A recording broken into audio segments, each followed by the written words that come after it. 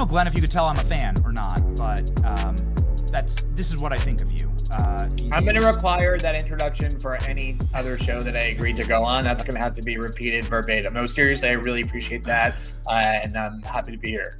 Rings like a bell, Glenn. Like when you speak on these issues and when you dissect, it becomes very confusing. Because if you don't know the guy, how does his name get added to a chat? Signal was built by the intel agencies, and the NSA hacked Tucker Carlson's Signal. It's something that can clearly happen. When you rule out all other possibilities, we're relatively young. I know how technology works. You can't add somebody's number that didn't already exist there. What do you make of this? And then having the lawsuit filed right afterwards, going straight to the Trump deranged judge. It just seems all too perfect, almost cinematic, almost like it was scripted.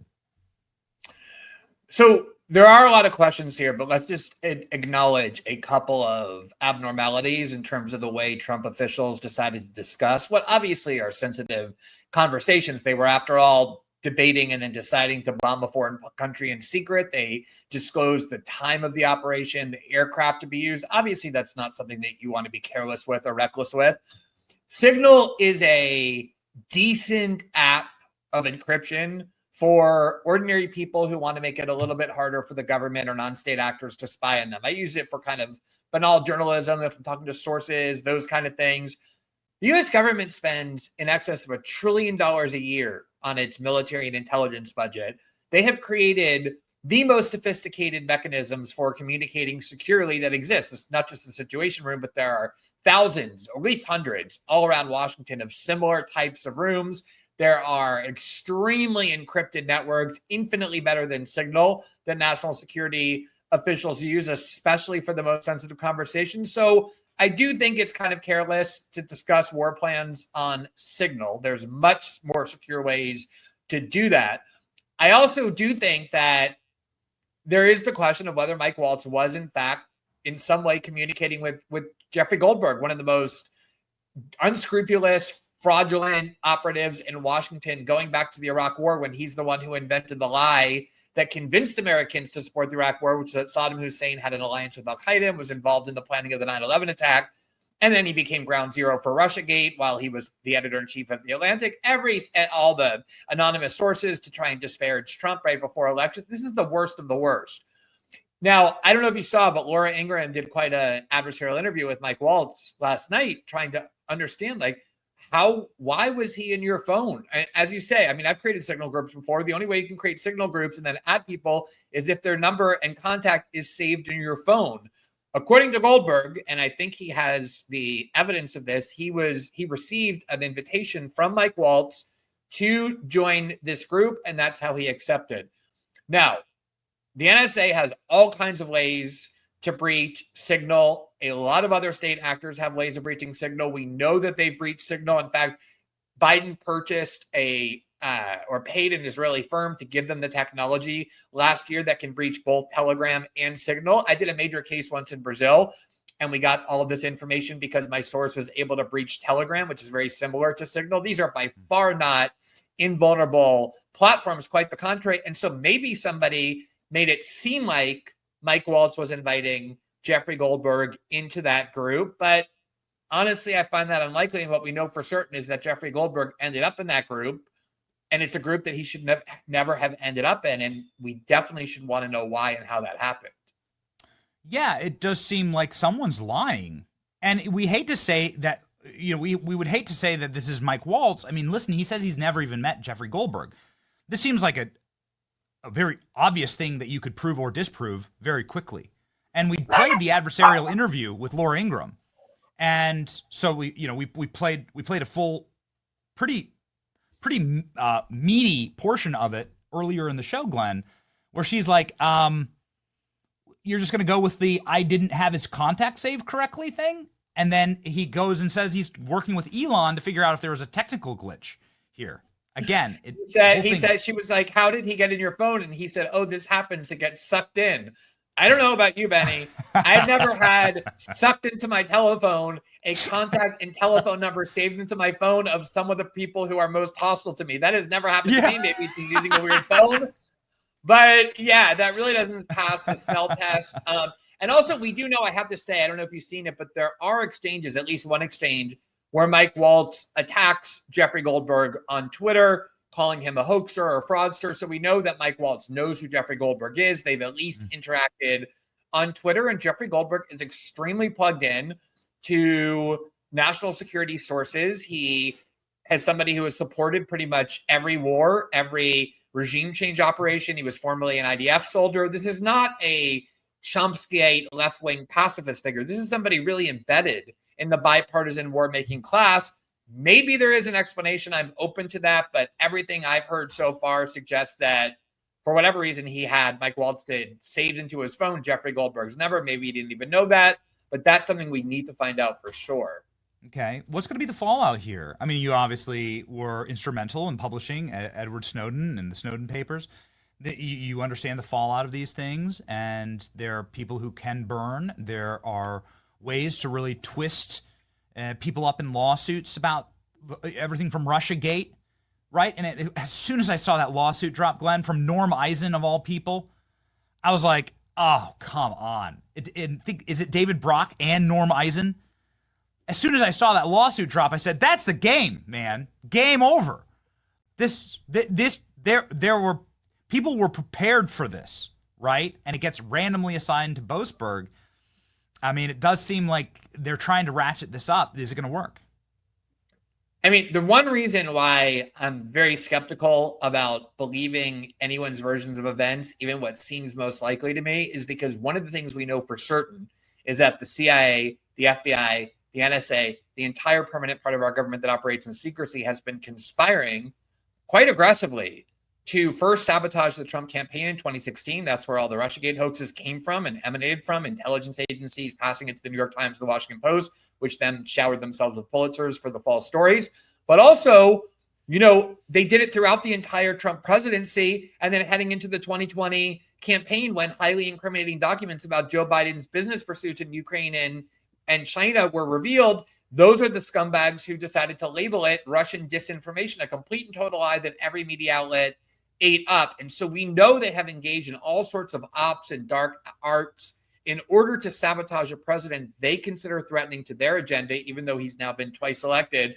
And that's why I'm very reluctant to say what seems like pretty clearly happened here is in fact what happened here. We have to be open to the possibility of more sinister explanations, given what we know these agencies have been doing. Okay. So it's funny that you say this on the heels of the JFK documents release, because, man, they just straight up admit it, right? Bioweapons operation in Cuba and regime change all around the world. Every regime needs to be changed. Let's go do it. It's everything we ever thought about our intel agencies and more. And we've done long form podcasts with like Mike Benz talking about all of the revelations. Holy smokes, man. I was like one question was a 2-hour answer. Is unbelievable.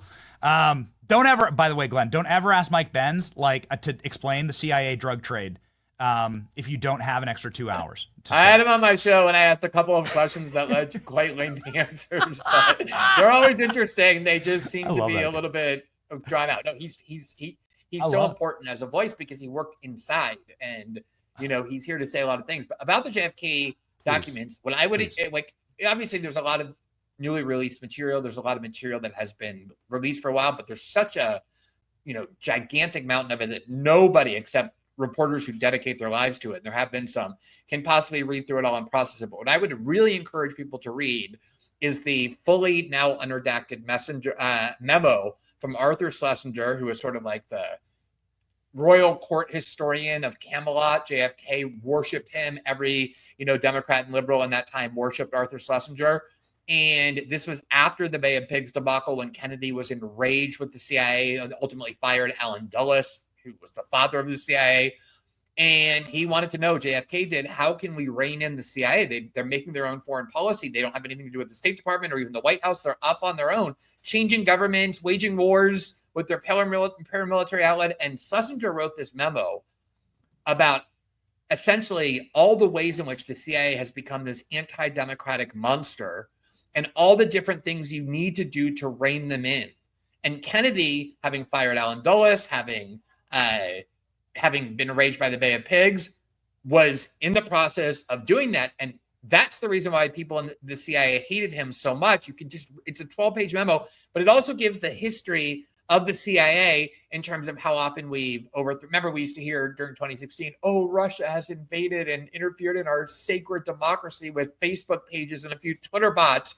We've been going around the world just overturning whatever governments we want, assassinating every leader we want through the CIA. And this was in 1961. So this was before the Vietnam War, before the Central American Wars of the 1980s, before the War on Terror, all of which massively expanded the power of this part of the government. They really are what this memo calls, quote, a state within a state. And to understand not just the role of the CIA, but why they had such a strong motive to kill JFK, that we know for certain they hid information from the Warren Commission on purpose. Allen Dulles, who was the father of the CIA, somehow ended up on the Warren Commission. It'd be like putting O.J. Simpson on a commission to find out who killed Nicole Brown Simpson. And it'd be like putting Jeffrey Goldberg. It'd be like putting Jeffrey Goldberg in your Trump chat. And then asking him to investigate how it happened. So yeah, I mean, it's such an important historical memo for people to understand the realities of this part of our government that functions almost entirely and always in complete secrecy. Just a really quick one for you, Glenn, because President Trump was on quite a pardon romp, and it seems like he's just with reckless abandon going to go through and try and right wrongs. Edward Snowden pardon. A lot of people were thinking about this and speculating it, talking about it online. I just want to get your take. Just easy questions, at the end of the interview here. Yeah, super simple, and just a few seconds.